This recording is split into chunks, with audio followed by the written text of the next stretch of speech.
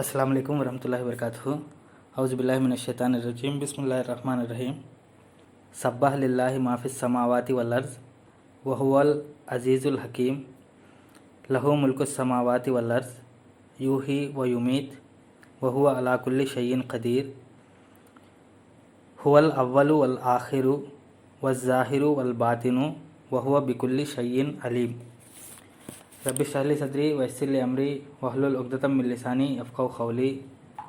Rabbi ज़िदनी इल्मा सुब्हानका ला इल्म लना इल्ला मा अल्लमतना इन्नका अंतल अलीमुल हकीम।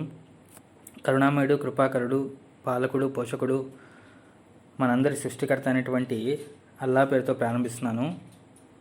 మిత్రులారా, ఇప్పుడు మీ ముందు పఠించినటువంటి ఆయతులు ఏవైతే ఉన్నాయో సూరతుల్ హదీద్ సూరా నెంబర్ 57 ఆయతులు 1 నుండి 3 వరకు. వాటి యొక్క భావం ఏమిటి అంటే, ఆకాశాలలో మరియు భూమిలో ఉన్న సమస్తము అల్లా పవిత్రతను కొనియాడుతూ ఉంటాయి మరియు ఆయనే సర్వశక్తిమంతుడు మహావివేకవంతుడు. లహూ ముల్కు సమావాతి వల్ అర్జ్, ఆకాశాలు మరియు భూమిపై సామ్రాజ్యాధిపత్యం ఆయనదే. యూహీ వ యుమీత్, ఆయనే జీవితాన్ని ఇచ్చేవాడు మరియు మరణాన్ని ఇచ్చేవాడు. వహువ అలా కుల్లి షైన్ ఖదీర్, మరియు ఆయన ప్రతిదీ చేయగల సమర్థుడు. హువల్ అవ్వలు వల్ ఆఖరు, ఆయనే మొదటివాడు మరియు ఆఖరివాడు. వజ్జాహిరు వల్ బాతిను, ఆయనే గోచరుడు మరియు అగోచరుడు. వహువ బికుల్లి షైన్ అలీం, మరియు ఆయన ప్రతిదాని గురించి జ్ఞానం కలిగినటువంటి వాడు. ఇది ఈ 3 ఆయతుల యొక్క క్లుప్తమైనటువంటి తర్జుమా అండి. గత క్లాస్లో మనం సూరతుల్ హదీద్ గురించి చాలా డీటెయిల్డ్గా దాని యొక్క ఇంట్రడక్షన్, దాని యొక్క కాంటెక్స్ట్ గురించి మాట్లాడుకోవడం జరిగింది. అదేమిటి అంటే, ఈ సూరతుల్ హదీద్ ఏదైతే ఉందో సూరతుల్ హదీద్ దగ్గర నుండి 57వ సూరా దగ్గర నుండి 66వ సూరా దాకా, సూరతు తహరీం దాకా ఒక సమూహపు సూరాలు నడుస్తూ ఉంటాయన్నమాట. ఆ సమూహపు సూరాల్లో ముఖ్యంగా శ్రోతలు ఎవరు, ఆడియన్స్ ఎవరు అంటే, మక్కాలో మరియు మక్కా నుండి వలస వచ్చేసిన తర్వాత మదీనాలో ఉన్నటువంటి విశ్వాసులు ఎవరైతే ఉన్నారో వారు. ఆ విశ్వాసుల్లో కూడా మనం అక్కడ ఉన్నటువంటి ప్రజల్ని 3 రకాలుగా మనం వర్గీకరించవచ్చు అనమాట. అదేమిటి అంటే, మొదటిది విశ్వాసులు ఎవరైతే టాప్ గ్రేడ్ విశ్వాసులు ఎవరైతే ఉన్నారో, అంటే గొప్ప గొప్ప సహాబాలు ఎవరైతే ఉన్నారో, ఎవరైతే స్వర్గానికి అర్హులు అని చెప్పారో అలాంటి వారందరినీ కూడా టాప్, అంటే వాళ్ళ యొక్క విశ్వాసాన్ని శంకించడానికి ఆస్కారం లేకుండా ఉన్నటువంటి వాళ్ళు. దాని తర్వాత సాధారణమైనటువంటి ముస్లింలు ఎవరైతే మదీనాలో అప్పుడప్పుడే ధర్మాన్ని స్వీకరించారో, ఇస్లాంని స్వీకరించారో అలాంటి వాళ్ళు సాధారణ ముస్లింలు. మరియు 3 రకాల వాళ్ళు ఎవరు అంటే కపట విశ్వాసులు. ఆ కపట విశ్వాసులు ఎవరు అంటే, ధర్మాన్ని పరిపూర్తిగా మనస్ఫూర్తిగా స్వీకరించకుండా కేవలం నాటకం చేయడానికి నటించినటువంటి వాళ్ళు ఎవరైతే ఉన్నారో అలాంటి వర్గం ఒకళ్ళు ఉన్నారు. రెండో వర్గం ఏంటి అంటే, ధర్మం తెలుసుకొని వచ్చారు కానీ ఎప్పుడైతే ధర్మంలో బయటికి రావాలి, లేకపోతే ధనాన్ని ఖర్చు పెట్టాలి, యుద్ధానికి రావాలి అన్నప్పుడు వెనకడుగు వేశారో అలాంటి కపట విశ్వాసులు ఎవరైతే ఉన్నారో అలాంటి వారి గురించి ఇక్కడ చెప్పడం జరుగుతుందన్నమాట. ఈ 3 రకాల వర్గాల వాళ్ళని కలిపి ఈ సూరాల్లో 57వ సూరా దగ్గర నుండి 66వ సూరా దాకా యాయుహల్ లజీనా ఆమను అని చెప్పేసి సంబోధించడం జరిగిందనమాట. ఇప్పుడు ఇక్కడ ఈ సూరాల్లో ప్రత్యేకించి యాయుహల్ లజీనా ఆమను అని చెప్పేసి అన్నాడు అంటే, అది ఎవరి గురించి మాట్లాడుతున్నాడో మనం ఆ ఆయతను బట్టి తెలుసుకోవాల్సినటువంటి అవసరం ఉంటుందన్నమాట. ఓకేనా? అది పెద్ద పెద్ద విశ్వాసుల గురించి చెప్తున్నాడా, లేకపోతే సాధారణ ముస్లింల గురించి చెప్తున్నాడా, లేకపోతే కపట విశ్వాసుల గురించి చెప్తున్నాడా అనేది కాస్త మనం ఆలోచించి అప్పుడు మనం దాని యొక్క తర్జుమా చేసుకుంటే ఇంకా ఆయతు బాగా అర్థమవుతుందన్నమాట. దాని తర్వాత ఇక్కడ సబ్బహ లిల్లాహి మాఫిస్ సమావాతి వల్ అర్జ్ అని చెప్పేసి చెప్పడం జరిగిందనమాట. అంటే ఏమిటి అంటే, సబ్బహ అనేటువంటి పదానికి అర్థం ఏమిటి అంటే, ఆల్రెడీ గత వారం క్లాస్లో మనం మాట్లాడుకున్నాము. పనిలో నిమగ్నులై ఉండటము, తేలియాడుతూ ఉండటము, అంటకుండా ఉండటం ఏదైతే ఉన్నాయో ఇవన్నీ కూడా ఏమిటంటే సబ్బహ అనేటువంటి పదాల్లో వచ్చేస్తాయన్నమాట. సో ఇప్పుడు ఇక్కడ ఒక క్వశ్చన్ ఏమొస్తుంది అంటే, ఇక్కడ ఖురాన్లో దేవుని యొక్క స్తోత్రం పలకడానికి, లేకపోతే దేవుని యొక్క ఘనత గురించి చెప్పడానికి చాలా పదాలు ఉన్నాయి. అంటే అల్హమ్దులిల్లా అని చెప్పేసి చెప్పొచ్చు, లా ఇలాహ ఇల్లల్లాహ్ అని చెప్పేసి చెప్పొచ్చు, లేకపోతే మాషా అల్లా అని చెప్పేసి చెప్పొచ్చు, ఇన్షాల్లా అని చెప్పేసి చెప్పొచ్చు, ఇన్నల్ హమ్దలిల్లా అని చెప్పేసి చెప్పొచ్చు. ఇన్ని పదాలు ఉండగా ఇక్కడ సబ్బహ అనేటువంటి పదమే ఎందుకు వచ్చింది అని చెప్పేసి అంటే దాని గురించి ఆలోచన చేస్తే కొంతమంది ఏమంటున్నారు అంటే అల్హమ్దులిల్లా ఏదైతే ఉందో అది పాజిటివ్గా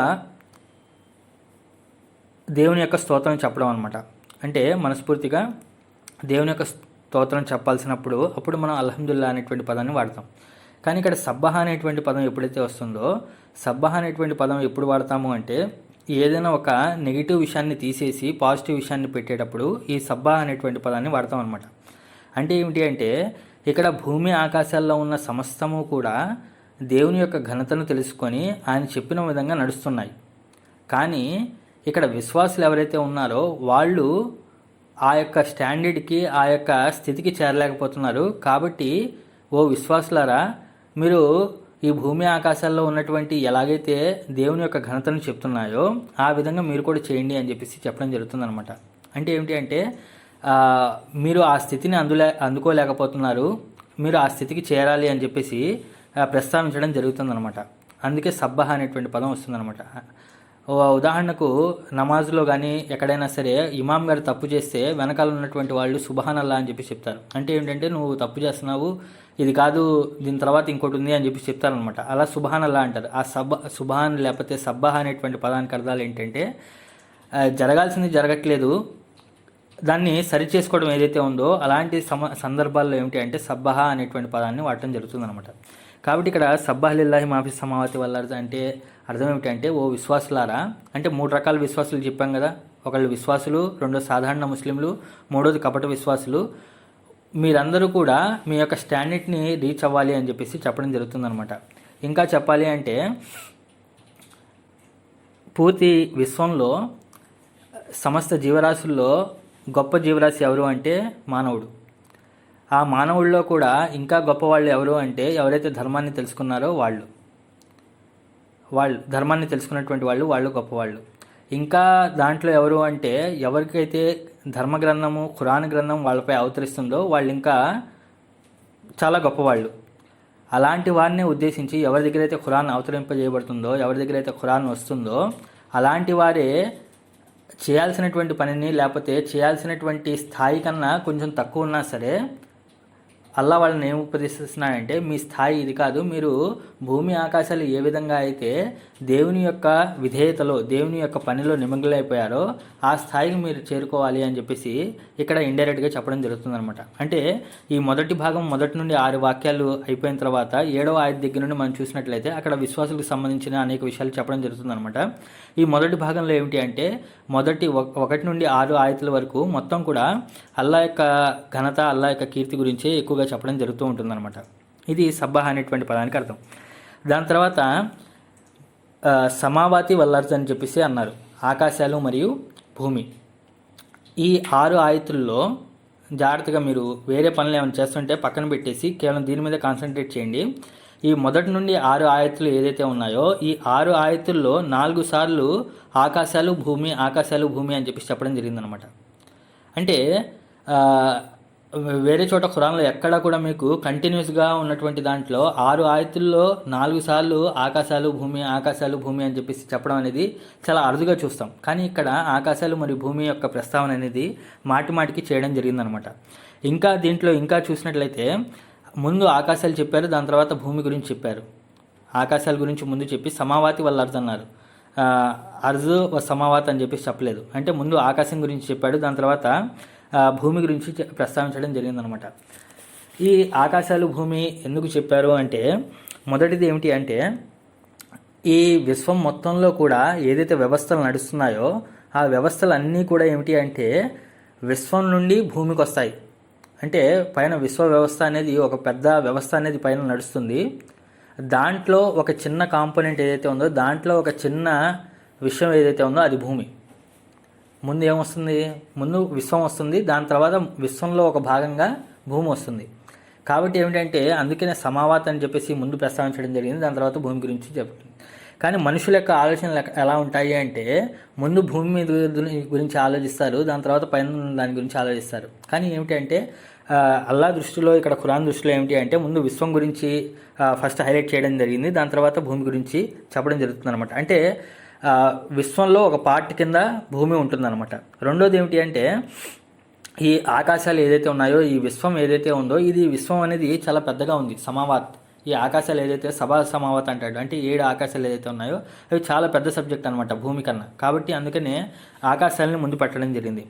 దాని తర్వాత ఈ మూడో పాయింట్ ఏమిటి అంటే ఈ సమావాత్, ఈ ఆకాశాలను కంట్రోల్ చేయడం ఏదైతే ఉందో అది చాలా పెద్ద టాస్క్ అనమాట. భగవంతుడికి, అల్లాకు ఈ పైన ఉన్నటువంటి విశ్వ వ్యవస్థను నడిపించడం ఏదైతే ఉందో ఆ విశ్వ వ్యవస్థను నడిపించడం చాలా పెద్ద టాస్క్. మనం భూమితో కంపేర్ చేసుకుంటే భూమి అంతా ఒక మహా ఎడారిలో ఒక చిన్న ఇసుక రేణువు అంత భూమి అంతే. మనం ఏమనుకుంటాం, ఇది చాలా పెద్దగా ఉందేమో, భూమి చాలా పెద్దగా ఉంది, విశాలంగా ఉంది అని చెప్పేసి అనుకుంటాం. కానీ ఈ విశాలమైనటువంటి భూమి సృష్టికర్త అయినటువంటి అల్లా ముందు ఎంత అంటే ఒక పెద్ద ఎడారిలో ఒక ఇసుక రేణువుతో సమానం అనమాట. సో కాబట్టి ఏమిటంటే అల్లాకు ఈ పైన ఉన్నటువంటి ఈ ఆకాశాలు ఏదైతే ఉన్నాయో అవి కంట్రోల్ చేయడం చాలా పెద్ద టాస్క్ భూమిని. కాబట్టి ఏమిటి అంటే ఈ ఆకాశాలు అనేది ముందు రావడం జరిగింది. ఇదంతా కూడా ఎవరు అంటే మన ముఫస్సిర్లు ఎవరైతే ఉన్నారో వాళ్ళందరూ కూడా ఈ విధంగా ఆలోచిస్తున్నారు. అంటే సాధారణంగా మనం ఏమనుకుంటాము అంటే ఇదంతా మనకు తెలిసిందే కదా, మళ్ళీ ఎందుకు వినాలి, లేకపోతే ఇదంతా కూడా సాధారణ ట్రాన్స్లేషనే కదా, భూమి ఆకాశాల్లో ఉన్న సమస్తము దేవుని పవిత్రతను కొనియాడుతున్నాయి, అంతే కదా, అయిపోయింది కదా, చాలా సింపుల్ ట్రాన్స్లేషన్ అని చెప్పి అనుకుంటాం. కానీ ఖురాన్ గురించి ఆలోచించేటప్పుడు, ఖురాన్ గురించి యోచన చేసేటప్పుడు ఎలా ఉండాలి అంటే ప్రతి ఒక్క పాయింట్ దగ్గర, ప్రతి ఒక్క ఆయత్ దగ్గర, ప్రతి ఒక్క అక్షరం దగ్గర ఏమిటి అంటే ఆగి ఆలోచించాల్సి వస్తుంది. ఇది ఎందుకు ముందుకు వచ్చింది, ఇది ఎందుకు తర్వాత వచ్చింది, దీని గురించి ఎందుకు ప్రస్తావించాడు, దాని గురించి ఎందుకు చెప్పలేదు, ఇలాంటివన్నీ కూడా ఉంటాయన్నమాట. ఇంకో విషయం ఏమిటి అంటే మన ఖురాన్ క్లాస్లో ఎవరైతే జాయిన్ అవుతున్నారో లేకపోతే ఎవరైతే వస్తున్నారో పోతున్నారో అందరూ కూడా చాలామంది ఏమనుకుంటారంటే చెప్పిన విషయాలే చెప్తూ ఉంటారు, కొత్త విషయాలు ఏం రావట్లేదు, లేకపోతే చెప్పేది ఏం అర్థం కావట్లేదు అని చెప్పి అనుకుంటున్నారు. కానీ ఈ ఖురాన్ అనేది ఎలాంటిది అంటే ఇప్పుడు ఫర్ ఎగ్జాంపుల్ మీరు ఫోన్ అనేది రోజు మొత్తం వాడుతున్నారు అనుకోండి, వాడుతుంటే ఏమైపోతుంది, బ్యాటరీ అనేది డౌన్ అయిపోతుంది. సో దాని తర్వాత ఏం చేయాలి, దాన్ని ఫోన్ని ఛార్జింగ్ పెట్టాలి. ఒకవేళ ఛార్జింగ్ పెట్టకుండా అలాగే నేను వాడతాను, అలాగే నేను రన్ అవుతాను అంటే అది అవుతుందా అండి? అలాగే బండి మీద తిరగాలి అనుకోండి, తిరుగుతారు, కానీ దాంట్లో పెట్రోల్ పోయిపోతే ఎలా ఉంటుంది? అలాగా ఏ విధంగా అయితే బండికి పెట్రోల్ ఎంత అవసరమో, లేకపోతే ఫోన్కి ఛార్జింగ్ మరియు రీఛార్జింగ్ ఎంత అవసరమో, అదేవిధంగా ఏమిటి అంటే ఈ ఖురాన్ గురించి అవగాహన చేసుకోవడం, ఖురాన్ యొక్క నాలెడ్జ్ రావటం, ఖురాన్ గురించి యోచన చేయడం అనేది విశ్వాసులకు అంతే ఇంపార్టెంట్ అండి. దాని తర్వాత వహువల్ అజీజుల్ హకీం, మరియు ఆయన అజీజ్ మరి అల్ హకీం అని చెప్పి చెప్పారనమాట. ఆయన అజీజ్ అంటే ఏమిటి అంటే ఎవరికైతే అధికారము మరియు బలం ఉంటుందో ఆయన్ని అజీజ్ అని చెప్పేసి చెప్పడం జరుగుతుంది అనమాట. ఆ అధికారము, బలము మరియు అలాగే గౌరవం ఉంటుందో ఆ గౌరవం ఉన్నటువంటి విషయాల్ని అల్ అజీజ్ అని చెప్పేసి చెప్పడం జరుగుతుంది అనమాట. అజీజ్ అనేటువంటి పదం ఇజ్జా అనేటువంటి పదం నుండి వస్తుందన్నమాట.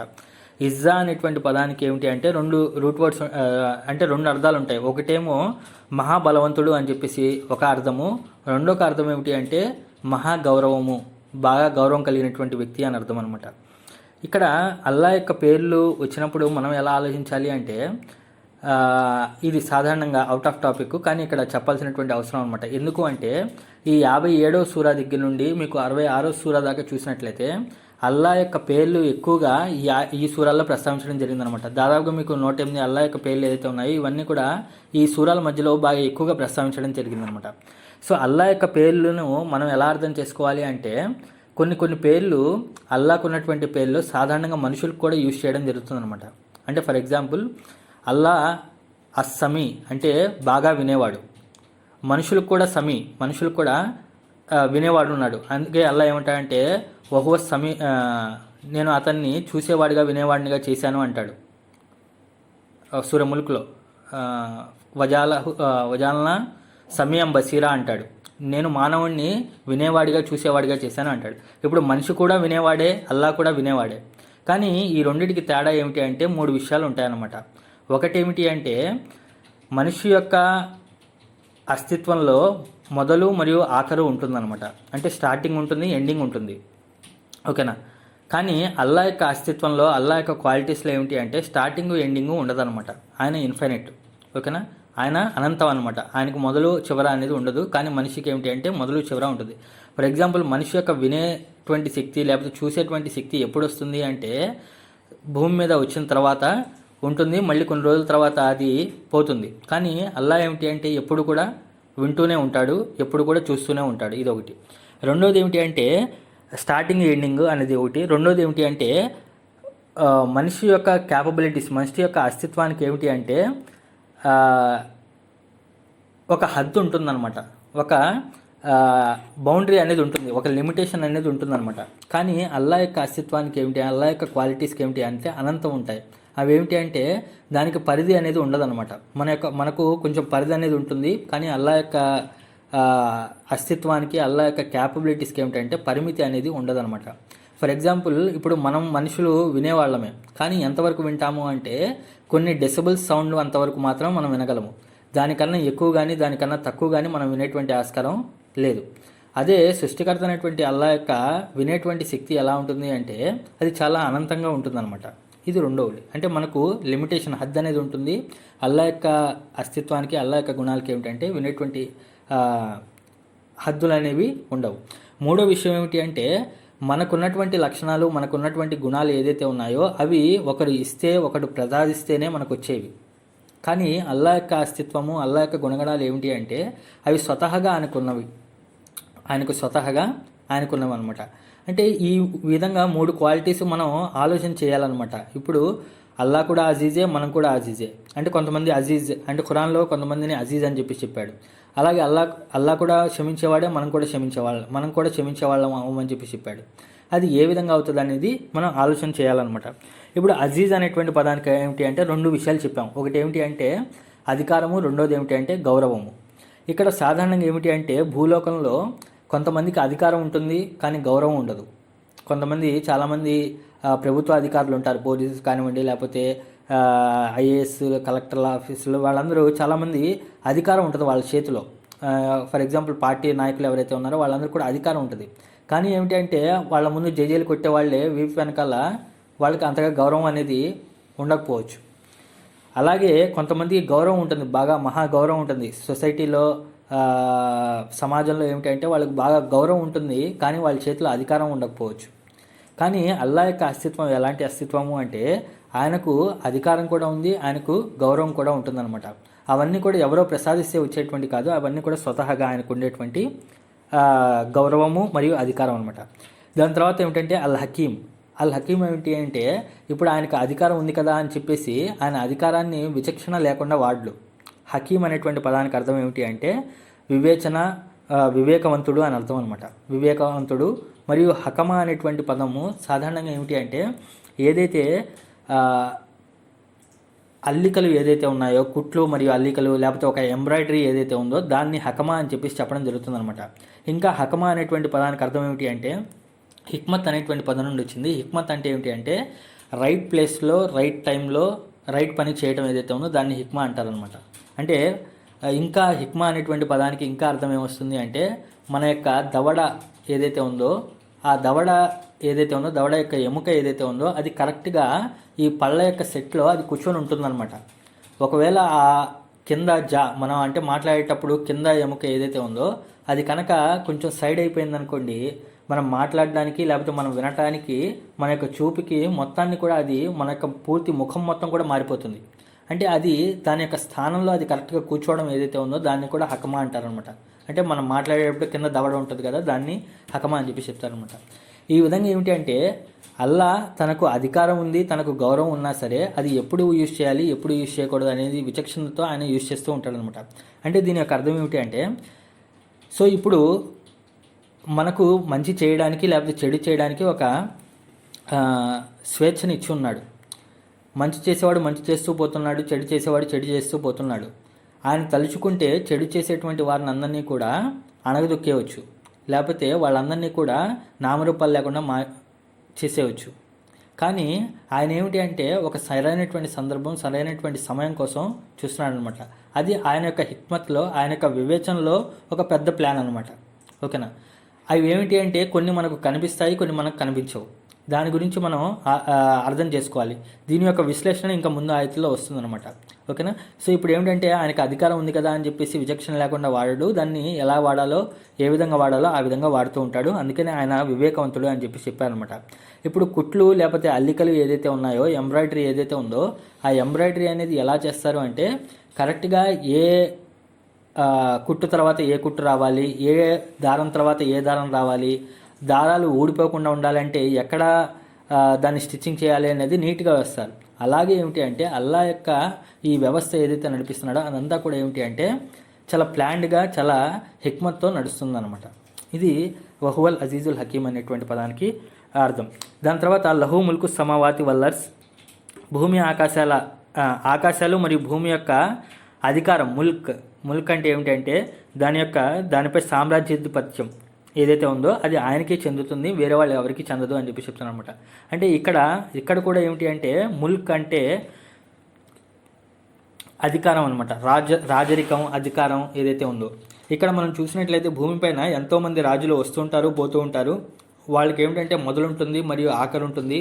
దాని తర్వాత వాళ్ళ వారసులు వస్తారు, లేకపోతే వేరే వాళ్ళు దండయాత్ర చేస్తారు, లేకపోతే దానికంటూ ఒక లిమిట్ అనేది ఉంటుందన్నమాట. భూమిలో ఉన్నటువంటి రాజులకు ఏదైతే అధికారం ఉందో అది కొంత ప్రాంతం అంతవరకు మాత్రమే పరిమితమై ఉంటుంది. కానీ అల్లా యొక్క అధికారం, అల్లా యొక్క రాజరికం ఎలా ఉంటుంది అంటే అది ఆకాశాలు మరియు భూమి మొత్తాన్ని కూడా వ్యాపించి ఉంది అని చెప్పి చెప్తాను అనమాట. ఇంకోటి ఏమిటి అంటే ఇక్కడ భూలోకంలో ఎవరైనా రాజులు తమ యొక్క రాజ్యాన్ని విస్తరిస్తున్న కొద్దీ, అంటే పెరుగుతున్న కొద్దీ ఏమవుతుందండి, అక్కడ పెరుగుతున్న కొద్దీ ఏమవుతుంది అంటే దాంట్లో స్థిరత్వం పెరుగుతుందా, స్థిరత్వం తగ్గిపోతుందా? స్థిరత్వం అనేది తగ్గిపోతుంది. ఎందుకు అంటే రాజ్యం పెరుగుతున్న కొద్దీ దాని మీద కంట్రోల్ చేయడం అనేది బాగా కఠినమైపోతుంది అనమాట. దాన్ని కంట్రోల్ చేయడం, దాన్ని కాపాడుకోవడం అనేది బాగా కష్టమైనటువంటి పని. కానీ అల్లా యొక్క అస్తిత్వం ఎలాంటిది అంటే ఈ విశ్వ వ్యవస్థ ఎంత పెద్దగా ఉన్నా సరే, ఇంకా పెరుగుతున్నా సరే, దానిపైన ఆయన అధికారాన్ని అలాగే స్టేబుల్గా నిలిపి ఉంటున్నాడు అనమాట. ఇది లహు ముల్కు సమావాతి వల్లర్స్ యూహి వ యుమీత్, మరియు ఆయన జీవితాన్ని ఇస్తూ ఉంటాడు, జీవితాన్ని ప్రసాదిస్తూ ఉంటాడు మరియు మరణాన్ని ప్రసాదిస్తుంటాడు అని చెప్పి చెప్పారు అనమాట. అంటే ఇహలోకంలో కూడా కొంతమంది రాజులు నేను కూడా జీవితాన్ని ఇస్తాను, నేను కూడా మరణాన్ని ప్రసాదిస్తాను అని చెప్పి చెప్తారు.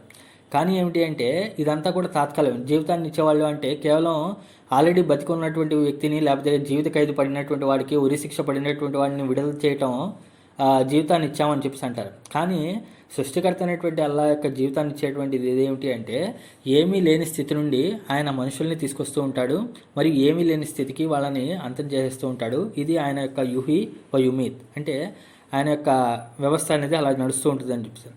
దాని తర్వాత వహువ అలా కుల్లి షయీన్ ఖదీర్, మరియు ఆయన ప్రతి ఒక్కటి కూడా ప్రతి దానిపై ఖదీర్ అధికారం కలిగినటువంటి వాడు, ప్రతిదీ చేయగల సమర్థుడు అన్నారు అనమాట. ఇక్కడ ఖదీర్ అనేటువంటి పదానికి అర్థం ఏమిటి అంటే ఖద్దరా అనేటువంటి పదం నుండి వస్తుందండి. ఖద్దరా అంటే ఏమిటి అంటే కొలత ప్రకారంగా ఇవ్వటం, మెజర్ చేసి ఇవ్వటం, లెక్కలు వేసి ఇవ్వటం ఏదైతే ఉందో దాన్ని ఖదీర్ అని చెప్పి చెప్పడం జరుగుతుంది అనమాట. అంటే ఈ విశ్వ వ్యవస్థ మొత్తంపై, అంటే భూమి ఆకాశాలపై అధికారం ఆయనదే ఉంది. ఆయనే జీవితాన్ని ఇస్తున్నాడు, ఆయనే మరణాన్ని ఇస్తున్నాడు. మరి ప్రతి ఒక్కటి కూడా లెక్క కట్టి మరీ ఉంచాడు అని చెప్పి చెప్తాను అనమాట. లెక్క కట్టి మరీ ప్రతిదాని యొక్క లెక్క, ప్రతిదాని యొక్క కొలత ఏదైతే ఉందో అది ఆయన దగ్గర ఉంది అని చెప్పేసి చెప్పడం జరుగుతుంది అనమాట. ఓకేనా. ఇది దీని తర్వాత మూడవ ఆయత చూసినట్లయితే హువల్ అవ్వలు వల్ ఆఖిరు వల్ జాహిరు వల్ బాతిను. హువా అంటే ఆయన, అవ్వల్ అంటే ఏమిటి అంటే ప్రప్రథముడు, అంటే మొదటివాడు అని అర్థము. వల్ ఆఖరు, వల్ అంటే వా అంటే మరియు, అల్ ఆఖర్ అంటే ఏమిటి అంటే చివరివాడు. ఆయనే మొదటివాడు మరియు ఆయనే చివరివాడు అని చెప్పేసి చెప్పడం జరుగుతుంది. దాని తర్వాత వల్ జాహిరు వల్ బాతిలు. సో ఈ అవ్వలు ఆఖర్ అంటే మనందరికీ తెలిసే, ఎవరు లేని సమయంలో ఆయన ఉన్నాడు మరియు ఎవరు లేని తర్వాత కూడా ఆయన మిగిలి ఉంటాడు అని చెప్పేసి చెప్పడం జరుగుతుంది. దాని తర్వాత జాహిరు వల్ బాతిను. జాహిర్ అనేటువంటి పదానికి అర్థం ఏమిటి అంటే ఏదైతే భూమి బాగా ఎత్తుగా కనిపిస్తూ ఉంటుందో, అంటే మనం ఎడారిలోకి వెళ్ళినా లేకపోతే ఎక్కడైనా ఒక మామూలు ప్రదేశానికి వెళ్తే బాగా ఎత్తుగా కనిపించేటువంటి భూమి ఏదైతే ఉందో దాన్ని జాహిర్ అని చెప్పి చెప్పడం జరుగుతుంది. దాని తర్వాత ఏమిటి అంటే లోయల యొక్క ఎత్తైనటువంటి భాగాలు ఏదైతే ఉందో దాన్ని జాహిర్ అని చెప్పి చెప్పడం జరుగుతుంది. ఇంకా వీపు, మనిషి యొక్క వీపు ఏదైతే ఉందో దాన్ని కూడా జాహిర్ అని చెప్పి చెప్తారు, జహర్ అని చెప్పి చెప్తారు. మరి అలాగే ఒకరికి సపోర్ట్ ఇవ్వటం, ఒకరికి శక్తిని ఇవ్వటం ఏదైతే ఉందో దాన్ని కూడా జహరా అని చెప్పి చెప్పడం జరుగుతుంది. అలాగే ఏమిటి అంటే మనం ఏదైతే పైన వేసుకునేటువంటి వస్త్రాలు ఏదైతే ఉన్నాయో, అంటే ఫర్ ఎగ్జాంపుల్ పైన వేసుకునేటువంటి కోట్ కానివ్వండి, లేకపోతే పైన వేసుకునేటువంటి షర్ట్ కానివ్వండి, ఏదైతే బయట కనిపించేటువంటి వస్త్రాలు ఏదైతే ఉన్నాయో దాన్ని కూడా జహరా అని చెప్పి చెప్తారనమాట. అంటే ఏమిటంటే ఆయన బయట కనిపించేటువంటి వాడు అని చెప్పి చెప్తున్నారు. దాని తర్వాత బాతిన్ అనేటువంటి పదం బుతూన్ అనేటువంటి పదం నుండి వచ్చింది. బుతూన్ అంటే ఏమిటి అంటే గర్భము, పొట్ట లేకపోతే గర్భము ఏదైతే ఉందో దాన్ని బుతూన్ అని చెప్పి చెప్తారు. ఇంకా ఏమిటి అంటే ఏదైతే బట్టలకు మనం లోపల లైనింగ్ వేస్తామో దాన్ని కూడా బాతిన్ అని చెప్పి చెప్పడం జరుగుతుంది. దాని తర్వాత బతని మక్క అంటే ఏమిటి అంటే ఏదైనా ఒక నగరం యొక్క లోపలి భాగాలు ఏదైతే ఉన్నాయో దాన్ని బతని మక్క అంటారనమాట. అంటే ఫర్ ఎగ్జాంపుల్ ఇప్పుడు ఏదైనా ఒక ఊరికి వెళ్ళినప్పుడు ఏమిటంటే చాలామంది టూరిస్ట్ స్పాట్స్ ఏదైతే ఉన్నాయో అంతవరకు వెళ్తారు, లేకపోతే ఏదైతే నగరం యొక్క అవుట్స్కట్స్ ఏదైతే ఉన్నాయో అంతవరకు వెళ్తారు. కానీ దాని లోపల ఏమేమి ఉన్నాయి, లోపల వాటిలో షాపింగ్ మాల్స్ కానివ్వండి, లేకపోతే డిపార్ట్మెంట్స్ ఏదైతే ఉన్నాయో అవన్నీ ఏదైతే ఉన్నాయో లోపల భాగాలు ఏదైతే ఉన్నాయో దాన్ని బతని మక్క అంటారనమాట. అంటే లోపల ఉన్నటువంటి నగరం యొక్క లోపలి భాగాలు అని చెప్పి చెప్తారనమాట. వాళ్ళ బాతిన్ అంటే ఏమిటి అంటే ఆయన లోపల కూడా ఉంటాడు, ఆయన అగోచరుడు అని అర్థం, బయటకు కనిపించకుండా అగోచరుడు అని చెప్పేసి అర్థం అనమాట. సో హువల్ అవ్వలు వల్ ఆఖిరు వల్ జాహిరు వల్ బాతిను అంటే ఏమిటి అంటే ఆయనే ఎవరు లేనటువంటి సమయంలో ఆయన మొదటివాడిగా ఉన్నాడు, మరియు అందరూ అంతమైపోయినా సరే ఆయన చివరివాడిగా ఉంటాడు. ఆయనే గోచరుడుగా ఉంటాడు మరియు ఆయనే అగోచరుడుగా ఉంటాడు. వహువ బికుల్లి షయ్యిన్ అలీం, మరియు ఆయన ప్రతి ఒక్క విషయం యొక్క జ్ఞానం కలిగినటువంటి వాడు, ప్రతి దాని గురించి జ్ఞానం కలిగినటువంటి వాడు. వహువ బికుల్లి షయ్యిన్ అలీం, మరియు ఆయన ప్రతి దాని గురించి జ్ఞానం కలిగినటువంటి వాడు. ఇక్కడ చూసినట్లయితే ఖురాన్లో సాధారణంగా అల్లా యొక్క పేర్లు వచ్చినప్పుడు వహువల్ అజీజుల్ హకీం లేకపోతే వహువ సమీవుల్ బసీర్ అని చెప్పేసి వావ్ అనేది మధ్యలో రాదనమాట. అజీజుల్ హకీం ఏదైతే ఉందో అంటే అల్ అజీజ్ అల్ హకీం, హువర్ రహమాను రహీం ఏమిటంటే వావ్ అనేది మధ్యలో రాదు. కానీ ఇక్కడ అల్లా యొక్క పేర్లు ఏదైతే ఉన్నాయో హువల్ అవ్వలు వల్ ఆఖరు వజ్జాహిరు వల్ బాతిను అని మధ్యలో వావ్ అనేది అండ్ అండ్ అండ్ అని చెప్పేసి ఎక్కువగా చెప్పడం జరిగింది. హువల్ అవ్వలు వల్ ఆఖరు వజ్జాహిరు వల్ బాతిను అని చెప్పేసి చెప్పడం జరిగింది. ఇక్కడ మధ్యలో వావ్ అనేటువంటి అక్షరం ఎందుకు వచ్చింది, ఎక్కువగా అన్నిసార్లు ఎందుకు చెప్పడం జరుగుతుంది అంటే ఇక్కడ వావ్ అనేటువంటి పదం ఎందుకు వచ్చింది అంటే ఇక్కడ వావ్ ఎందుకు యూజ్ చేశారు అంటే ఇక్కడ యూజ్ చేసినటువంటి అల్లా యొక్క నామాలు ఏదైతే ఉన్నాయో అవి వ్యతిరేక అర్థాన్ని ఇచ్చేటువంటివి, కానీ ఒకదానితో ఒకటి సపోర్ట్ చేసేటువంటిది. అంటే ఆయన మొదటివాడు మరియు అలాగే చివరివాడు అని అర్థం. ఇది ఒక మీనింగ్. అంటే రెండు కూడా చాలా విపరీతమైనటువంటి వ్యతిరేక అర్థాలు ఇచ్చేటువంటివి ఉన్నాయి కాబట్టి అక్కడ వావ్ అనేది యూజ్ చేయడం జరిగిందనమాట. ఇది ఆపోజిట్ వర్డ్స్ అనమాట. అంటే అవ్వల్ ఆఖర్, అవ్వల్ అంటే మొదటివాడు. ఇప్పుడు ఒక అతను మొదటివాడు ఉన్నాడు అంటే అతను చివరిదాకా ఉంటాడా? ఉండడు. కానీ అల్లా యొక్క అస్తిత్వం ఎలాంటిదంటే మొదటిగాను ఉంటాడు, చివరిగానే ఉంటాడు. అలాగే గోచరంగా ఉంటాడు మరియు అగోచరంగా ఉంటాడు అని చెప్పేసి రెండు ఆపోజిట్గా చెప్తున్నారు కాబట్టి ఇక్కడ వావ్ అనేటువంటి అక్షరం మళ్ళీ యూజ్ చేయడం జరిగిందనమాట. ఇంకా ఏమిటి అంటే రెండో విషయం ఏమిటి అంటే ఈ రెండు ఇప్పుడు అవ్వల్ ప్రప్రథముడు అంటే ఒక మీనింగు, ఆఖర్ చిట్ట చివరి వాడు అంటే ఒక మీనింగు. కానీ ఎప్పుడైనా సరే మనం ఇలాంటి సందర్భాలు వచ్చినప్పుడు ఏమిటంటే ఈ రెండు కలిపి ఒక మీనింగ్ ఇంకో మీనింగ్ వస్తుందన్నమాట. అంటే ఫర్ ఎగ్జాంపుల్ నేను ఏదైనా ఫ్రూట్స్ సపోటా తిన్నాను అని చెప్పేసి అన్నాను, దాని తర్వాత నేను పాలు తాగాను అన్నాను. రెండింటికి సంబంధం లేదు, సపోటా వేరు పాలు వేరు. కానీ నేను రెండింటిని కలిపాను, సపోటా మరియు పాలను కలిపి మిక్సీలో వేశాను, దాంతో వచ్చేటువంటి జ్యూస్ ఇంకో టేస్ట్ ఉంటుంది. అదేవిధంగా ఏమిటంటే ఇక్కడ పేర్లు ఎప్పుడైతే జాయిన్ చేశారో, పేర్లు ఎప్పుడైతే కలిపారో అది మూడో యొక్క అస్తిత్వం ఏమిటి అంటే అది ఇంకో పేరుకి దారితీస్తుంది అనమాట. అలాగే ఇప్పుడు అవ్వలు ఆఖరు అనేటువంటి పేరు ఏదైతే ఉందో అది దాని యొక్క ఎక్స్ప్లెనేషన్ మళ్ళీ ఇంకోటి ఉంటుంది. ఓకేనా? అంటే దాని యొక్క కాంబినేషన్, ఈ రెండింటి యొక్క కాంబినేషన్ ఏదైతే ఉందో అది ఇంకో దానికి దారితీస్తుంది అనమాట. అలాగే జాహిర్ బాతిన్ ఏదైతే ఉందో దానికి ఇంకో కాంబినేషన్ వస్తుంది అనమాట. కాబట్టి అలా అని చెప్పి చెప్పారనమాట. ఇంకా ఏమిటి అంటే ఈ పదాలు ఎందుకు యూజ్ చేశారో, వావ్ అనేది ఎందుకు యూజ్ చేశారు అంటే ఇవన్నీ కూడా దాంతో కంపేర్ చేసి చెప్పాలన్నమాట. అంటే అవ్వల్ మొదటివాడు అంటే దేనికి మొదటివాడు, విశ్వం మొత్తానికి మొదటివాడా, లేకపోతే భూమికి మొదటివాడా, లేకపోతే ఆకాశానికి మొదటివాడా, లేకపోతే ఈ రోజుకి మొదటివాడా, ఇలాంటి ప్రశ్నలు వస్తాయన్నమాట. అంటే ఒక దాంతో కంపేర్ చేస్తూ చెప్పేటువంటి అస్తిత్వాలు అనమాట. ఇప్పుడు ఇతను మొదట వచ్చాడండి అని చెప్పేసి అన్నాం అనుకోండి, అంటే క్లాస్లో మొదటిగా వచ్చాడా, లేకపోతే స్కూల్కి ఫస్ట్ వచ్చాడా, లేకపోతే యూనివర్సిటీకి ఫస్ట్ వచ్చాడా, లేకపోతే ఎక్కడ ఫస్ట్ వచ్చాడా అని చెప్పి చెప్తాం. ఇతను చివరివాడు అన్నాడు అనుకోండి, చివరివాడు ఏమిటి, క్లాస్లో చివరిగా కూర్చునేవాడా, లేకపోతే బస్సులో చివరి కూర్చునేవాడా, లేకపోతే చదువులో చివరిగా ఉన్నవాడా అని చెప్పేసి మనం అంటాం. అలాగే ఏమిటండి, కానీ అల్లా యొక్క పేర్లు ఏమిటంటే ఆయనే మొదటివాడు, ఆయనే చివరివాడు, ఆయనే గోచరుడు, ఆయనే అగోచరుడు అని చెప్పి చెప్పినప్పుడు ఏమిటి అంటే ఇదంతా కూడా ఒక దాంతో దానికి సబ్జెక్ట్ అనేది వెనకాల చెప్పలా, అంటే అది దేంట్లో అని చెప్పలా. అవన్నీ కూడా ఎందుకు చెప్పలేదు అంటే సృష్టికర్త అనేటువంటి అల్లా వీటన్నిటికన్నా అతీతమైనటువంటి వాడు, టైం అండ్ స్పేస్కి అతీతమైనటువంటి వాడు అనమాట. ఓకేనా. ఇవన్నీ కూడా ఎవరికి వర్తిస్తాయో, మొదటివాడు చివరివాడు, లేకపోతే మనం ఇక్కడ చెప్పుకోవాలి అంటే మనుషులకి చెప్పుకోవాలంటే దేన్నైనా ఒక దాన్ని సబ్జెక్ట్ చెప్పి దాని తర్వాత చెప్పాలి. కానీ అల్లాకి ఏమిటంటే వీటన్నిటికీ అతీతమైనటువంటి వాడు కాబట్టి డైరెక్ట్గా అలా యూజ్ చేయడం జరిగింది. ఒకవేళ లింక్ కనుక క్లోజ్ అయితే మళ్ళీ ఇదే లింక్కి జాయిన్ అవ్వండి. ఇన్షాల్లా లాస్ట్లో ఈ మొదటి భాగం ఏదైతే ఉందో, మొదటి భాగం 6 ఆయతుల యొక్క విషయాలు ఏదైతే ఉన్నాయో అవన్నీ కూడా ఒక సీక్వెన్స్లో మనం మాట్లాడుకుందాము. దాని తర్వాత వహువ బికుల్లి షయీన్ అలీం అని చెప్పి చెప్పారు.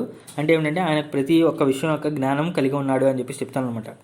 సో ఆ జ్ఞానం కూడా ఎలా ఉంటుంది అంటే వహువ బికుల్లి షయీన్ అలీం, ఆయన ప్రతిదాని యొక్క జ్ఞానం కలిగినటువంటి వాడు అన్నాడు. అంటే ఏమిటి అంటే మొదటి దగ్గర నుండి చివరి దాకా ఉన్నటువంటి జ్ఞానం మొత్తం కూడా ఆయన కలిగి ఉన్నాడు అని అర్థం. అంటే ఏమిటంటే ఇప్పుడు మనుషులు అనుకోండి, మనుషుల యొక్క జ్ఞానం ఒక స్టార్టింగ్ పాయింట్ ఉంటుంది, దాని తర్వాత దాని యొక్క ఎండింగ్ అనేది ఉంటుందన్నమాట. కానీ సృష్టికర్త అనేటువంటి అల్లా యొక్క జ్ఞానం ఎలాగా అంటే మొట్టమొదటి దగ్గర నుండి చివరి దాకా మొత్తం కూడా ఆయన దగ్గరే ఉంటుందన్నమాట. రెండోది ఏమిటి అంటే సో ఇప్పుడు ఆయన దాన్ని హకీం అని చెప్పి చెప్పారు కదా, ఆయన అజీజుల్ హకీం అని చెప్పి చెప్పారు. అంటే ఆయనకు బలం ఉంది, అధికారం ఉంది, దాని తర్వాత వివేచనతో సృష్టి మొత్తం నడిపిస్తున్నాడు, ఒక టైం కోసం చూస్తున్నాడు అని చెప్పి అన్నాం కదా. ఇప్పుడు జడ్జ్ అనేటువంటి వాడికి ఎలా ఉండాలి అంటే ఒక విషయం యొక్క పూర్తిగా ఆ కేసు యొక్క జ్ఞానం పూర్తిగా ఉండాలి. ముందు ఏం జరిగింది, దాని తర్వాత ఏం జరిగింది, క్రైమ్ సీన్లో ఏం జరిగింది అని చెప్పేసి. సో అందుకనే ఆయనకి ఏమిటి అంటే ఈ పూర్తి యొక్క జ్ఞానం ఏదైతే ఉందో, అంటే ఆ క్రైమ్ సీన్ ఏదైనా ఒక సంఘటన జరగక ముందు నుండి జరిగిన తర్వాత దాకా దాని యొక్క కాన్సిక్వెన్సెస్ ఏమిటి, దాని యొక్క పర్యవసానాలు ఏమిటి, అంతా యొక్క నాలెడ్జ్ ఎవరికి ఉంటుంది అంటే అల్లాకు ఉంటుంది అనమాట. ఓకేనా. ఇదే కాదు, దీని తర్వాత ఆయనలో ఇంకా ఏం చెప్తాడు అంటే మీరు ఎక్కడున్నారో ఆయన అక్కడే ఉంటాడు అంటాడు. అంటే ఏమిటి అంటే రేపు పొద్దున్న తీర్పు దిన రోజు ఇప్పుడు ఒక జడ్జి ఒక తీర్పు చెప్పాలి అనుకోండి, జడ్జి తీర్పు చెప్పాలి అంటే తన దగ్గర వచ్చేటువంటి సాక్ష్యాధారాలను బట్టి తీర్పు చెప్తాడు.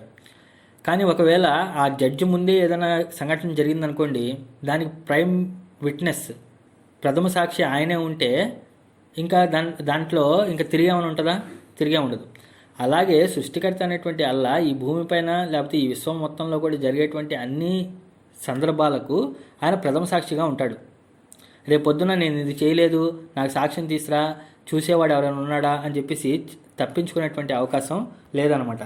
అందుకనే ఇక్కడ వహువ బికుల్లి షయీన్ అలీం, ప్రతి ఒక్క విషయం యొక్క జ్ఞానం కలిగినటువంటి వాడు అని చెప్పేసి చెప్తున్నాడు అనమాట. హువల్ అవ్వలు వల్ ఆఖరు వజ్జాహిరు వల్ బాతిన్ అన్నారు కదా, దాని యొక్క ఇదేమిటి అంటే ఆయనే మొదటిగా ఉన్నవాడు చివరిగా ఉన్నవాడు అన్నారు కదా.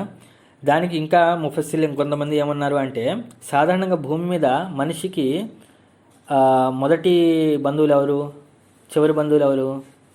సాధారణంగా మనిషికి భూమి మీద వచ్చిన తర్వాత మొదటి అటాచ్మెంట్ ఎవరితో ఉంటుంది? తల్లి తండ్రి.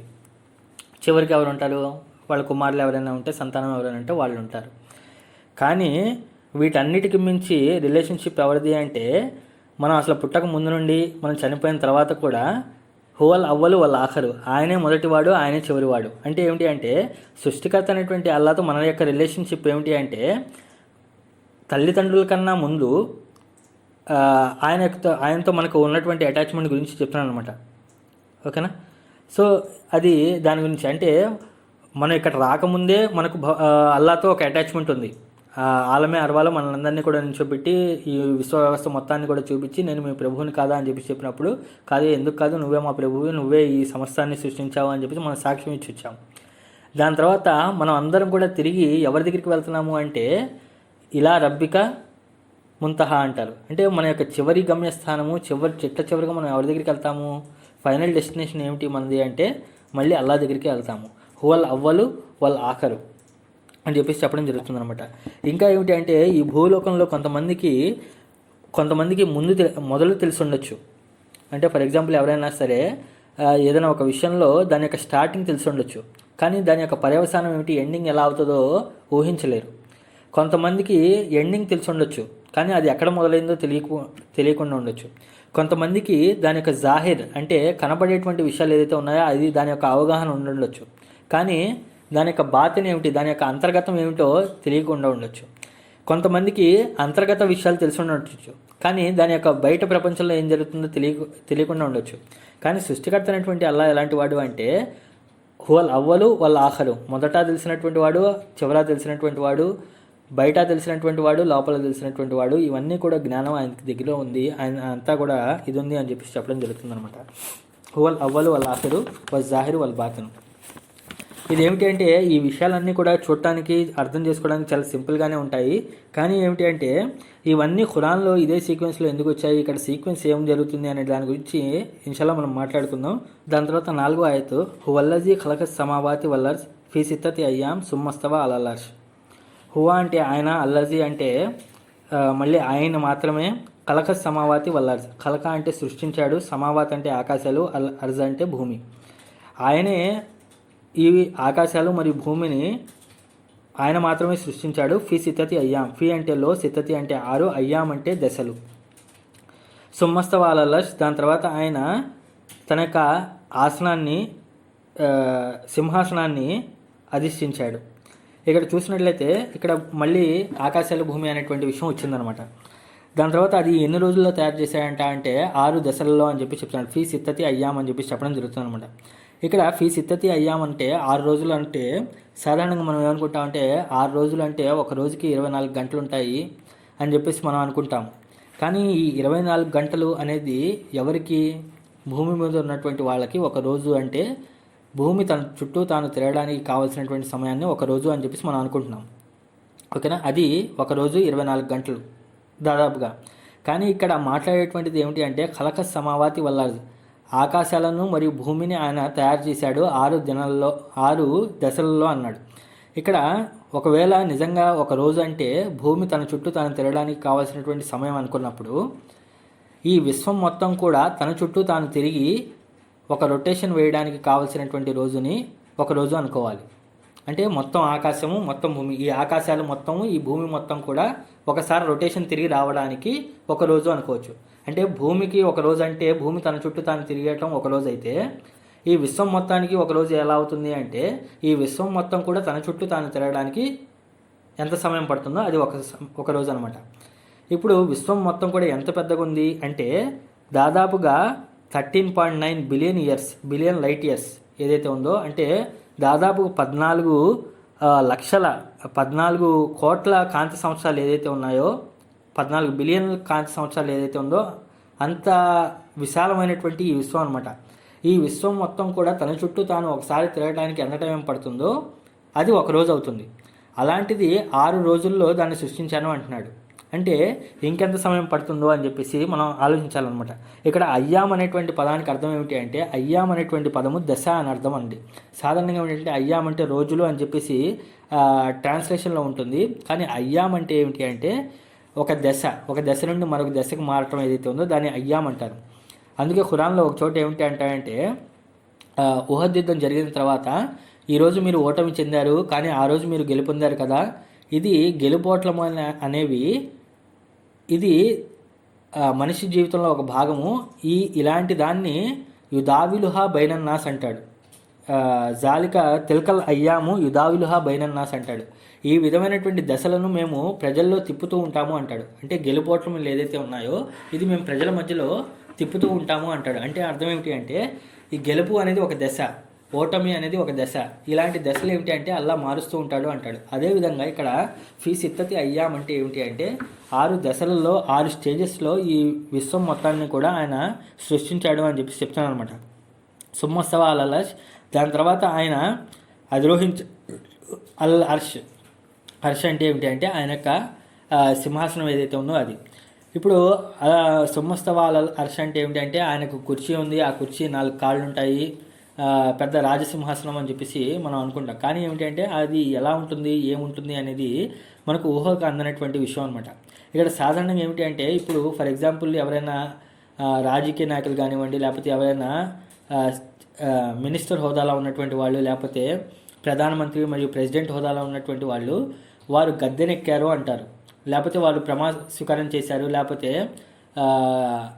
కుర్చీని అధిరోహించారు అని చెప్పేసి అంటారు. అంటే అర్థం ఏమిటంటే వెళ్ళి కుర్చీలో కూర్చున్నాను అని అర్థం కాదు, వాళ్ళు దాని యొక్క అధికారాన్ని చేపట్టారు అని అర్థం. అదేవిధంగా ఏమిటంటే సుమ్మస్తవాలర్ష అనేటువంటి పదానికి అర్థం ఏమిటి అంటే ఆయన ఈ విశ్వ వ్యవస్థను మొత్తాన్ని కూడా సృష్టించిన తర్వాత దాని యొక్క పూర్తి అధికార బాధ్యతలను తీసుకున్నాడు అని అర్థం అనమాట. దాని తర్వాత యాలము మా ఎలిజు ఫిల్ అర్జీ వమా యఖ్రుజు మిన్హా. యాలము అంటే ఆయనకు సమస్తము తెలుసు, మా ఎలిజు ఫిల్ అర్జీ ఏదైతే భూమి లోపలికి పోతుందో అది ఆయనకు తెలుసు, వమా యఖ్రుజు మిన్హా మరియు దాని నుండి బయటికి ఏదైతే వస్తుందో అది ఆయనకు తెలుసు అంటున్నాడు అనమాట. అంటే భూమిలోకి ఏం వెళ్తుంది అంటే సాధారణంగా నీళ్లు, సాధారణంగా గింజలు ఏదైతే ఉన్నాయో అవి భూమి లోపలికి వెళ్తూ ఉంటాయి. వమా యఖ్రుజు మిన్హా అంటే బయటకు వచ్చేది ఏమిటి అంటే మొక్కలు, వృక్షాలు ఏదైతే ఉన్నాయో అవి బయటకు వస్తాయని చెప్పి చెప్తున్నాను అనమాట. అంటే భూమి లోపలికి వెళ్ళేటువంటి విషయాలు ఏంటి, భూమి బయటకు వచ్చేటువంటి విషయాలు ఏంటి ఆయనకు తెలుసు అని చెప్పి చెప్తున్నాను అనమాట. దాని తర్వాత వమా యుంజులు మినస్ సమాయి మరియు ఆకాశం నుండి ఏదైతే అవతరిస్తుందో, వమా యారుజు ఫీహా మరియు భూమి నుండి ఏదైతే ఆకాశానికి అధిరోహిస్తాయో అవన్నీ ఆయనకు తెలుసు అని చెప్పి చెప్తున్నాను అనమాట. అంటే ఏమిటంటే ఆకాశం నుండి అవతరించేది, ఆకాశం నుండి దిగేది ఏమిటి అంటే వర్షం పడితే నీళ్లు దిగుతాయి, లేకపోతే వహీ వస్తే సందేశం అనేది దిగుతూ ఉంటుంది అనమాట. దాని తర్వాత కింద నుండి పైకి ఏం వెళ్తాయి అంటే ఏదైతే సముద్రాల్లో ఉన్నటువంటి ఆవిరి ఏదైతే ఉందో అది పైకి వెళ్తూ ఉంటుంది, లేకపోతే మనుషులు చేసేటువంటి పాపపుణ్య కర్మలు ఏదైతే ఉన్నాయో అవన్నీ కూడా దైవదూతలు రాసి తీసుకువెళ్తూ ఉంటారు, ఇవన్నీ కూడా పైకి వెళ్తుంటాయి. మరియు ఆత్మలు చనిపోయిన తర్వాత మనిషి యొక్క ఆత్మ ఏదైతే ఉన్నాయో అవన్నీ కూడా పైకి తీసుకెళ్ళిపోతూ ఉంటారు. వమా యారుజు ఫీహా ఇక్కడ నుండి పైకి వెళ్ళేది అయితే ఉంటుందో అవన్నీ ఆయనకు తెలుసు అంటాడంట. వహువ మాకుం అయిన మాకుంతం మరియు ఆయన మీతో పాటు ఉన్నాడు. వహువ మాకుం, మా అంటే తో పాటు, కుమ్ అంటే మీతో పాటు, మాకుం అంటే మీతో పాటు, మీరు ఎక్కడున్నారో మీతో పాటు ఆయన అయిన మాకుంతం, మీరు ఎక్కడున్నా సరే ఆయన మీతో పాటు ఉన్నాడు. వల్లాహు బిమా తామలూన బసీర్ మరియు మీరు చేసేటువంటి ప్రతి ఒక్క విషయానికి ఆయన చూస్తున్నాడు అని చెప్పి చెప్తున్నాను అనమాట. వహువ బిమా తామలూన అంటే మీరు ఏదైతే పనులు చేస్తారో ఆ పనులన్నింటినీ కూడా ఆయన చూస్తున్నాడు, దాని యొక్క అబ్జర్వ్ చేస్తున్నాడు అని అర్థం అనమాట. ఇక్కడ చూసినట్లయితే ఈ ఆయత స్టార్టింగ్లో సుమ్మస్తవ అలర్ష్ అన్నాడు. అల్లా సింహాసనాన్ని 7 ఆకాశాల పైన 7 ఆకాశాల పైన తన యొక్క ఆసనాన్ని, సింహాసనాన్ని అధిష్ఠించి ఉన్నాడు అన్నాడు.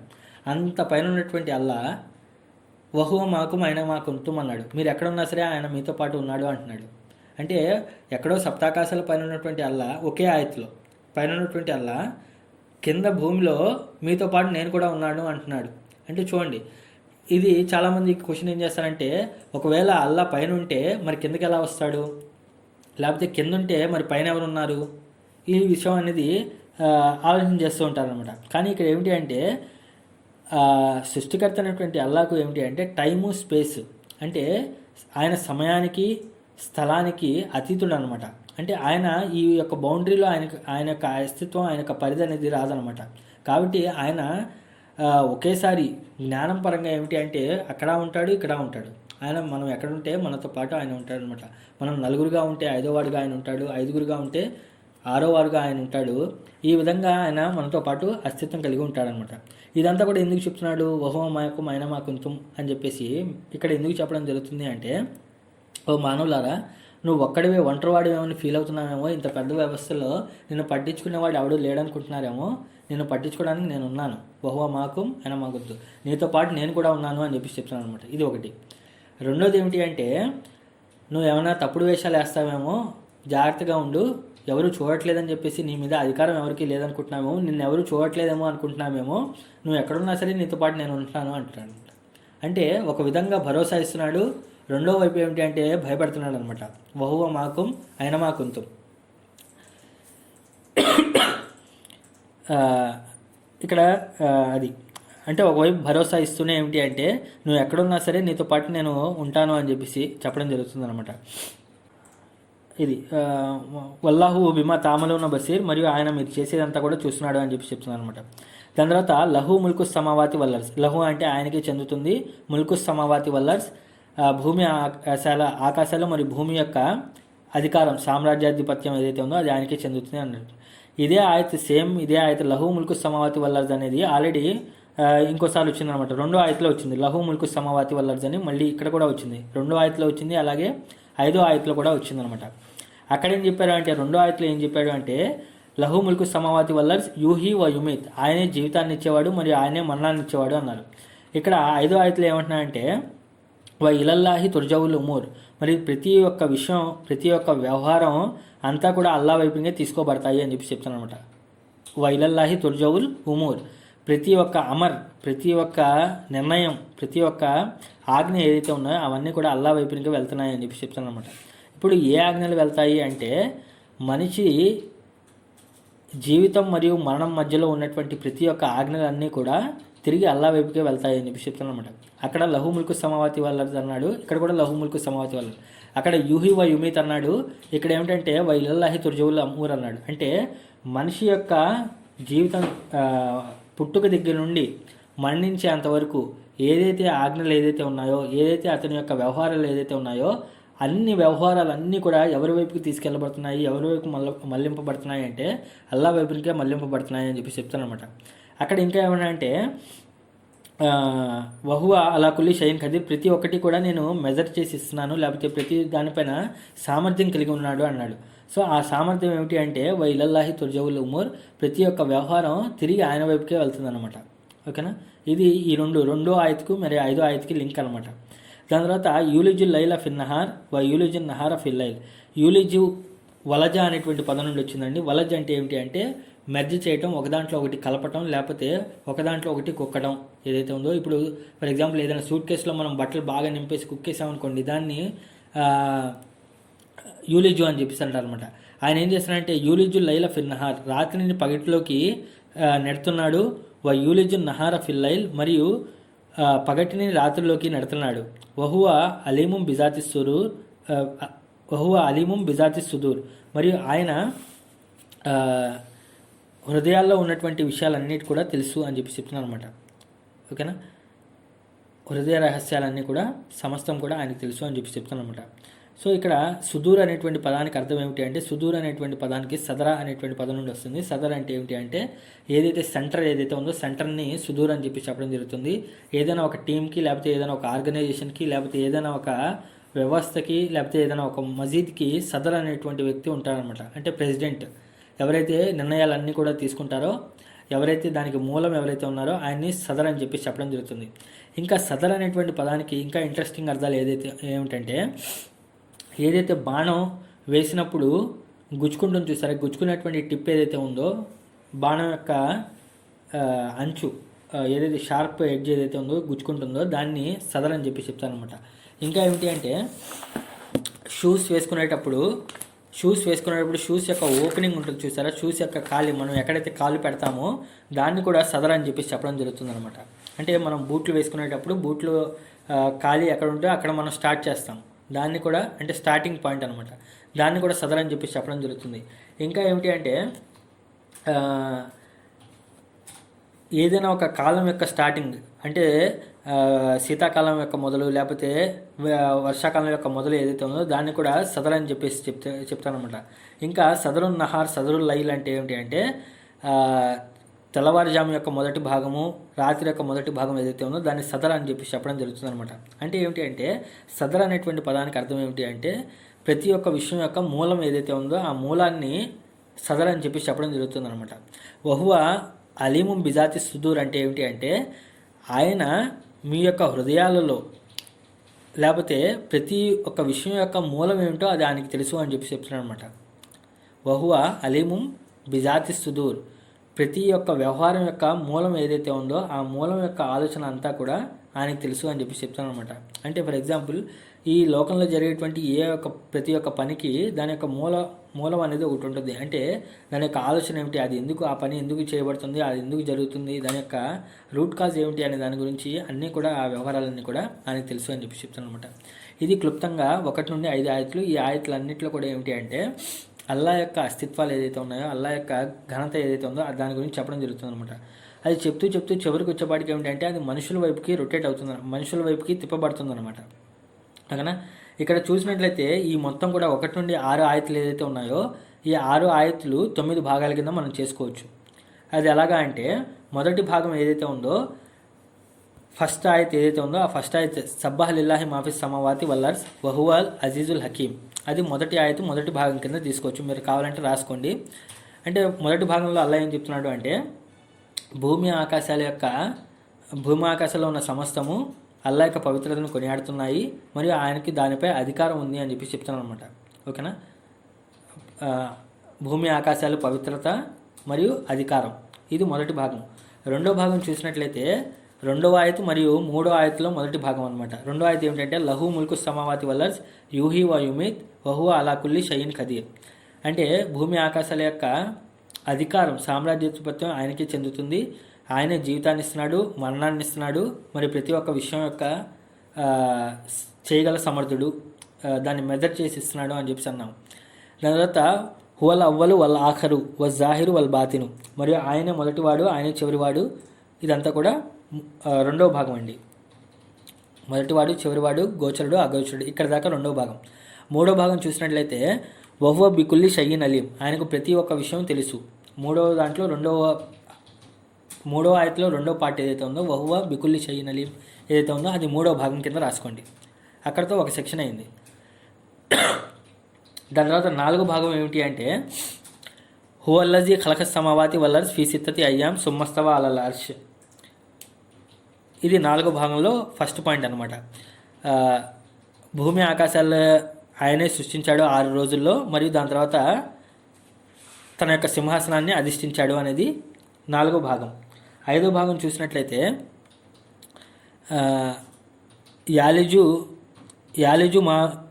యాలము మా ఎలిజు ఫిల్ లర్జీ వమా యఖ్రుజు మిన్హా వమా ఎంజిలు మిన సమాయి వమా యఖ్రుజు ఫీహా, అంటే భూమిలో ఏదైతే వెళ్తుందో, భూమి నుండి ఏదైతే బయటకు వస్తుందో అదంతా కూడా అల్లాకి తెలుసు. ఆకాశం నుండి ఏదైతే దిగుతుందో, ఆకాశం వైపు ఏదైతే వెళ్తుందో అదంతా కూడా అల్లాకి తెలుసు అని చెప్పేసి చెప్తున్నాను అనమాట. 5వ ఆయతు.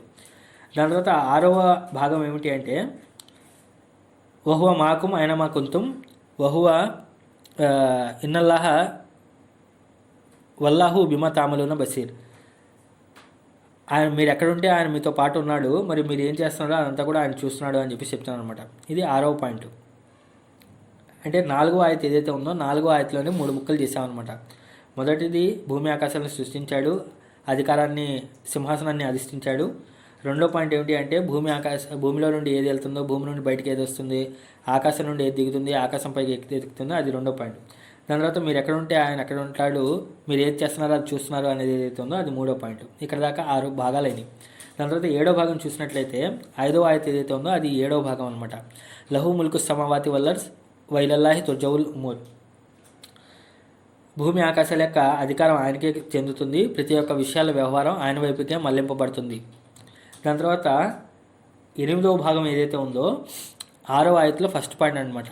యాలిజుల్ లైల ఫిల్ నహారి వయాలిజుల్ నహార ఫిల్ లైల్ వయూలిజుల్ నహార ఫిల్ లైల్, ఆయనే రాత్రిని పగటిలోకి నెడుతున్నాడు, పగటిని రాత్రిలోకి ప్రవేశింపజేస్తున్నాడు.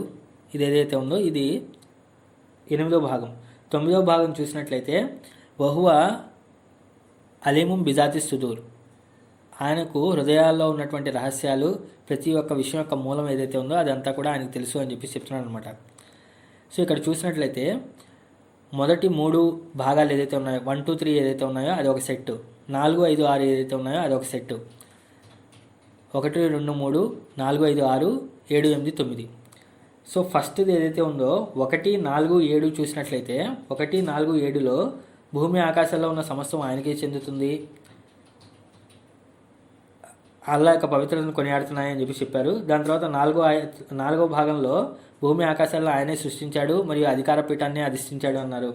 7వ భాగంలో ఏమిటి అంటే లహు ముల్కు సమావాతి వల్ల వైలల్లాహి తుర్జవుల్ ఉమూర్ అన్నాడు. ఓకేనా. ఇది 1, 4, 7 భాగాలు ఏదైతే ఉన్నాయో అవన్నీ కూడా అల్లాకి సరిపోతాయి. దాని తర్వాత 2వ భాగం ఏదైతే ఉన్నాయో ఆయనే జీవితాన్ని మరణాన్ని ఇచ్చినటువంటి వాడు. యూహీ వ యుమీత్ హువల్ అవ్వలు వల్ ఆఖరు వ జాహిరు వల్ బాతిను అన్నాడు. దాని తర్వాత 5వ భాగం ఏదైతే ఉందో యూలిజుల్ లైల ఫిన్నహ,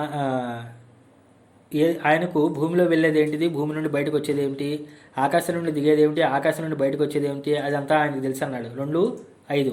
మళ్ళీ 8వ భాగంలో చూసినట్లయితే ఆయన రాత్రిని పగటిలోకి నడుస్తున్నాడు, పగటిని రాత్రిలోకి నడుస్తున్నాడు అని చెప్పి చెప్పాను అనమాట. అంటే 2, 5, 8 2, 5, 8లో ఏమిటి అంటే అన్ని ఆపోజిట్స్ గురించి మాట్లాడుతున్నాడు అనమాట. 1, 4, 7 ఏదైతే ఉన్నాయో 1, 4, 7 ఏదైతే ఉన్నాయో అది భూమి ఆకాశాలు మరియు అల్లా యొక్క అస్తిత్వం. 2, 5, 7 ఏదైతే ఉన్నాయో అన్ని ఆపోజిట్స్ గురించి మాట్లాడుతున్నాడు. దాని తర్వాత 3, 6, 9 ఏదైతే ఉన్నాయో అక్కడ అల్లాకు అంతా తెలుసు, మీరు ఎక్కడుంటే ఆయన మీతో పాటు ఉన్నాడు, మీరు ఏదైతే చేస్తున్నారో అంతా చూస్తున్నాడు. వహువ అలీముం బిదాతి సుదూర్, మరియు మీ హృదయాల యొక్క రహస్యం ఏదైతే ఉందో అదంతా మీకు తెలుసు, అల్లాకు తెలుసు అని చెప్పి చెప్తున్నాడు అనమాట. 3, 6, 9 ఇది ఈ ఆయతుల యొక్క కూర్పు అనమాట. ఇక్కడతో సూరతుల్ హదీద్ యొక్క మొదటి భాగం పూర్తయిందనమాట. ఈ 6 ఆయతులు ఏదైతే ఉన్నాయో ఎలా రాసుకోవాలి అంటే ఫస్ట్ పార్ట్ ఏమిటి అంటే మొదటి ఆయతు, రెండో పార్ట్ ఏమిటి అంటే 2వ ఆయతు మరియు 3వ ఆయతులో మొదటి భాగము. దాని తర్వాత 3వ పార్ట్ ఏదైతే ఉందో 3వ భాగం ఏదైతే ఉందో 3వ ఆయతులో 2వ పార్ట్ ఏదైతే ఉందో అది. 4వ భాగం 4వ ఆయతులో మొదటి వాక్యము. 5వ భాగం ఏదైతే ఉందో 4వ ఆయతులో 2వ భాగము. 6వ భాగం ఏదైతే ఉందో 4వ ఆయతులో 3వ భాగం రాసుకుంటున్నారు కదా. దాని తర్వాత 7వ భాగం ఏమిటి అంటే 5వ ఆయతు పూర్తిగా 7వ భాగం. 8వ ఆయతు చూసినట్లయితే 8వ భాగం చూసినట్లయితే 6లో మొదటి భాగము. 9వ భాగం చూసినట్లయితే 6లో 2వ పార్ట్ అనమాట. ఇలా చూసుకుంటే ఈ మొత్తం కూడా ఎక్కడ మీకు మ్యాచింగ్ అనేది ఏదైతే ఉందో, కూర్పు అనేది ఏదైతే ఉందో అది ఎక్కడ కూడా మిస్ అవ్వదు అనమాట. ఈ విధమైనటువంటి విషయం అర్థమైనప్పుడు ఏమిటి అంటే ఇప్పుడు ఇది తెలిసిన తర్వాత ఒకసారి మళ్ళీ మనం ఈ 6 ఆయతులు చదివినట్లయితే ప్రతి ఒక్క ఆయతు దాని యొక్క కామెంటరీ ఏమిటి, దాని యొక్క నెక్స్ట్ స్టెప్ ఏమిటో ఇక్కడ దానికి చెప్తూ ఉంటుంది అనమాట. ఎందుకంటే అల్లాహ్ తఆలా ఖురాన్లో ఏమిటంటే అల్ ఖురాన్ యుఫస్సిరు బాజుకుం బాజా అంటాడు. అంటే ఏంటంటే ఖురాన్ ఒకదానికి ఒకటి తఫ్సీర్ చేసుకుంటూ ఉంటుంది అనమాట. అలాగే మీరు ఈ విధంగా ఈ కూర్పులో ఉన్నటువంటి ఆయతులు ఒకసారి మీరు చదివితే దాని యొక్క మీనింగ్ అనేది ఇంకా బాగా అర్థమవుతుంది అనమాట. కాబట్టి అల్లాహ్ మీకు నాకు మనందరినీ కూడా ఖురాన్ మరింత బాగా అర్థం చేసుకునే భాగ్యాన్ని ప్రసాదించుగాక.